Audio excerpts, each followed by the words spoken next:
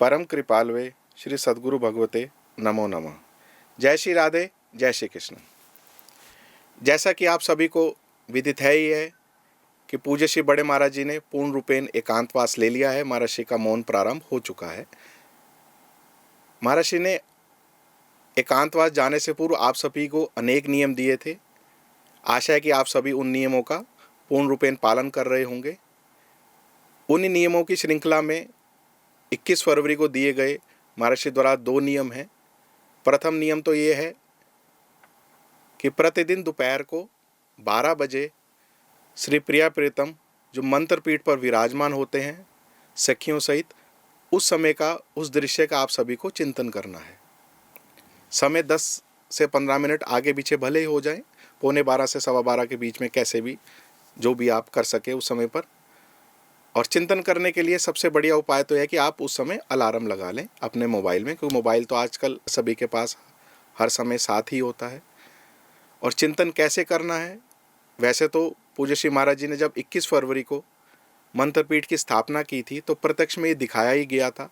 आप लोग उस वीडियो को भी देख सकते हैं कि किस प्रकार षोडशदल कमल के ऊपर श्री प्रिया प्रीतम का सिंहासन है, उस पर श्री प्रिया प्रीतम विराजमान है। आसपास 8 दिशाओं में अष्ट सखियां खड़ी हैं, हाथ में सेवा की सोंज की सामग्री लिए हुए। वहीं पर ऊपर अष्टकोण चबूतरे पर साधक सखी एवं गुरु रूपा सखी भी खड़ी हैं, और उनके पीछे प्रमुख 8 सखियों की 8-8 सखियां और उनकी फिर प्रत्येक की 8-8 और सखियां खड़ी हैं। तो उस समय आपको चिंतन करते हुए एक मंत्र बोलना है।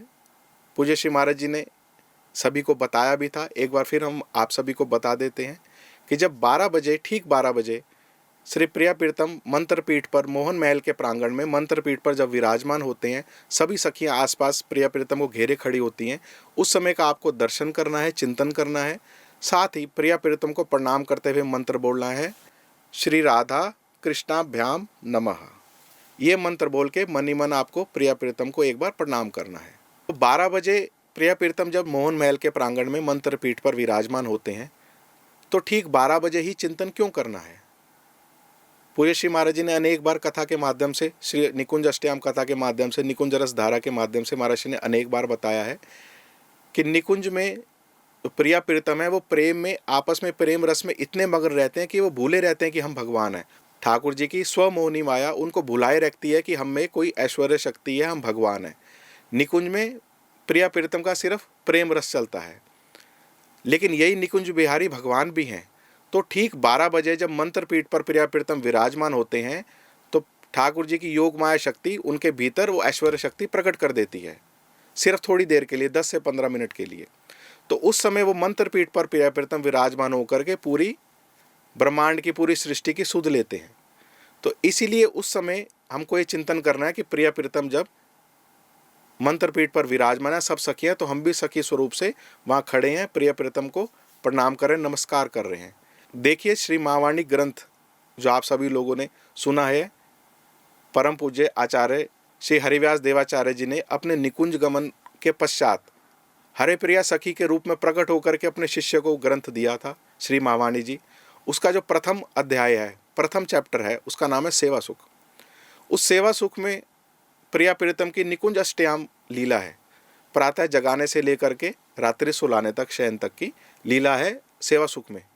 उसमें कहीं भी प्रिया प्रीतम को नमस्कार नहीं आया, पूजन नहीं आया, सिर्फ एक जगह को छोड़ करके। पूरी निकुंज अष्टयाम जो लीला है सेवा सुख में, उसमें जय हो तो सखियां करती हैं, लेकिन कहीं भी प्रणाम नहीं करती। प्रणाम करती हैं सिर्फ ठीक 12 बजे जब प्रिया प्रीतम मंत्रपीठ पर विराजमान होता है, तो उस समय स्तुति करती हैं, उस समय नमस्कार करती हैं। उसमें स्तुति है, जय नमो राधा रसकनी, जय नमो पिय मृदु मुस्कनी, ऐसे पूरी स्तुति है करीब 3 पेज की। तो उसी समय सखियां प्रणाम करती हैं, क्योंकि उन्हें भी पता होता है इस समय प्रिया प्रीतम में ऐश्वर्य भाव है, सखियों में भी वही भाव आ जाता है। तो इसलिए आप सभी को महाराज जी ने कृपा करके नियम दिया कि ठीक 12 बजे ही प्रिया प्रीतम को प्रणाम करें, उनको नमस्कार करें। 5-10 मिनट आगे पीछे हो जाए तो कोई बात नहीं, लेकिन उसी समय प्रणाम करके आप सभी को मंत्र बोलना है, श्री राधा कृष्णाभ्याम नमः। ये मंत्र बोल के एक ही बार मन ही मन प्रणाम करके प्रिया प्रीतम को फिर अपने जो भी कार्य हैं उनमें आप लग जाएं। कोई ऐसा नहीं है कि आप कहीं पर भी हों, चाहे स्नान करते हों, चाहे ऑफिस में हो, चाहे ड्यूटी में हो, चाहे कहीं रास्ते में हो, एक बार मन ही मन, अगर गाड़ी चला रहे हैं तो मन ही मन हाथ जोड़ करके प्रणाम करके एक बार मंत्र बोल लीजिए। गाड़ी रोक करके कर सके ठीक है, नहीं तो कोई बात नहीं, चलते फिरते आप जैसे भी जिस भी स्थिति में जहाँ भी हो वही मन ही मन एक बार प्रिय प्रीतम को प्रणाम करके ये भाव करना है, प्रिय प्रीतम मंत्रपीठ पर विराजमान है, आसपास सखियाँ हैं और हम भी साधक सखी के रूप में वहाँ हैं, और मन ही मन प्रणाम करते बोले श्री राधा कृष्णाभ्याम नमः। तो प्रतिदिन आप लोग भूले नहीं होंगे ये मंत्र भी और नियम भी, तो इस नियम को करते रहिए। प्रतिदिन 12 बजे आपको ये नियम करना है। और दूसरा नियम जो पूज्य श्री महाराज जी ने दिया है वो ये है कि प्रतिदिन ब्रजवास करना है, प्रतिदिन वृंदावन का वास करना है। अब आप लोग कहेंगे कि तो हम तो घर परिवार में रहते हैं, प्रतिदिन ब्रज में कैसे आएँ? तो महाराज श्री ने इसके लिए बड़ा ही सुंदर उपाय बताया है कि ब्रज बस या ब्रज ही बसा ले। सेवा सुख में बताया कि सेवा सुख जो ग्रंथ है, निकुंज अष्टयाम कथा है, प्रिया प्रीतम की जो निज महल की सेवा है, ये किसको बताएं? कहा कि हीन श्रद्धा नास्तिक हरि धर्म बहिर्मुख होई, जिनसो यह जस महारस कहो सुनो जनि कोई, कहो सुनो जिन कोई बिना एक अननी उपासिक, ताहू में यह भाव सखी वृंदावन वासिक। ये रस किसके सामने कहना है? जो सखी भाव से उपासना करता हो, जो वृंदावन का वास करता हो, उसको ही ये रस बताना है। तो प्रतिदिन वृंदावन का वास कैसे करें? कहा कि मन से तो वृंदावन आना ही है, तन से भी वृंदावन आना है। बोला फिर तन से कैसे आया जाए वृंदावन? तो महर्षि ने बड़ा सुंदर इसका उपाय बताया, बड़ी कृपा करके हम सभी लोगों को, आप सब हम लोगों के लिए बड़ा ही सरल करके बताया कि ब्रज रज, प्रिया प्रीतम के चरणों की रज, जमुना महारानी की रज, ब्रज रज को एक बार मस्तिष्क से लगाएं, एक बार हृदय से लगाएं। कैसे लगाएं? तो ब्रज रज जो 21 फरवरी को मंत्रपीठ की जब स्थापना हुई थी, तो प्रिया प्रीतम के सखियों के सभी की चरणों की रज वहाँ से ली गई थी। फिर महर्षि की आज्ञा थी कि इसमें यमुना रज भी मिलाई जाए, तो यमुना रज भी उसमें मिला करके आप सभी को दी गई है। जिनके पास भी वो नहीं पहुँची है, या तो कोरियर से या स्वयं आकर के गोवर्धन आश्रम से रज ले सकते हैं। तो करना क्या है? प्रतिदिन तन से वृंदावन कैसे आएँ?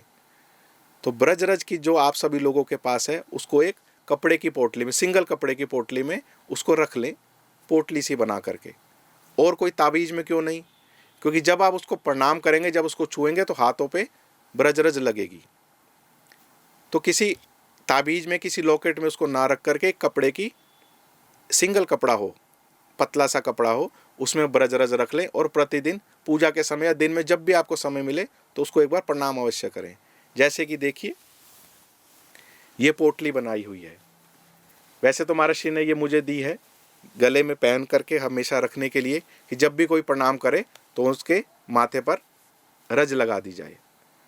और इसी प्रकार आप भी एक पोटली बना करके रख लें, भले ही उसको गले में ना रखें, इतने छोटे से कपड़े में, सिंगल कपड़े में पोटली बना करके पाठगृह में रख लें। अभी भी देखिए मैंने छुआ तो इसमें हाथ में रज लग रही है। तो जब भी आप दिन भर में एक बार नियम करके तन से कैसे आना है वृंदावन, तो पोटली ले करके एक बार माथे पे लगा करके बोलना है जय जय श्री वृंदावन धाम, और फिर हृदय पे लगा करके पूरा मंत्र बोलना है चिदानंदगन पूरन काम। एक बार पोटली को माथे पे लगाना है जय जय श्री वृंदावन धाम, फिर हृदय पे लगा करके बोलना है चिदानंदगन पूरन काम। दिन में जब भी आपको समय लगे, इसका कोई समय तय नहीं है। चाहे आप अपने पूजा कक्ष में इसको रख लें, पोटली को सुबह जब गुरु मंत्र करते हैं उसी समय नियम कर लें, या दिन भर में जब भी आपको जैसा भी समय लगे इस नियम को भी अवश्य करें। ये 2 नियम महर्षि ने 21 फरवरी को, 22 फरवरी को एकांतवास से पूर्व सभी को दिए थे। तो आप सभी लोग ये नियम तोड़े नहीं, इस नियम को निभाते रहिए। और भी जो महर्षि ने अनेक नियम दिए हैं, संकीर्तन के, नाम जप के, चिंतन के, सब लोगों को अलग अलग दिए, या सार्वजनिक रूप में जो भी नियम दिए हैं, तो आप सब लोग नियम करते रहिए।